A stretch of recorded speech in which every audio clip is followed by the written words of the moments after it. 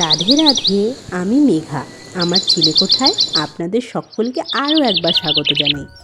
আজ দুপুরের পেট পুজোর পর্ব আপনাদের সঙ্গে শেয়ার করতে হাজির হয়ে গেলাম। রান্না হয়েছিল লাউ শাক, ডাঁটা, শীতের কিছু সবজি দিয়ে সর্ষে বাটা চচ্চড়ি। আমার ভীষণ পছন্দের একটি রেসিপি। সত্যি নিরামিষ রান্নাও কত সুন্দর হয়, তাই না? কার কার ভালো লাগে বলুন তো। এর সঙ্গে ছিল মূলো দিয়ে মুগ ডাল। ইস, ভীষণ ভালো লাগে খেতে। জানি না কার কার ভালো লাগে, তবে আমার খুব ভালো লাগে। আমার আবদারে মা বানিয়েছিল সেদিন, এখনও লোভ লাগছে দেখে। তারপর হয়েছিল বাটা মশলাতে আলু, মটরশুঁটি, পনিরের তরকারি। আহা, সে যেন অমৃত।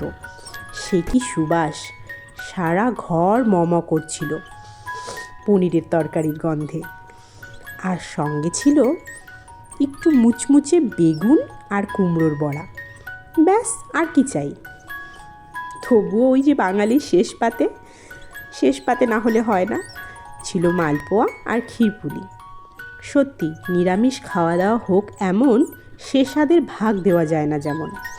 আমার বকবক শেষ পর্যন্ত শোনার জন্য ধন্যবাদ।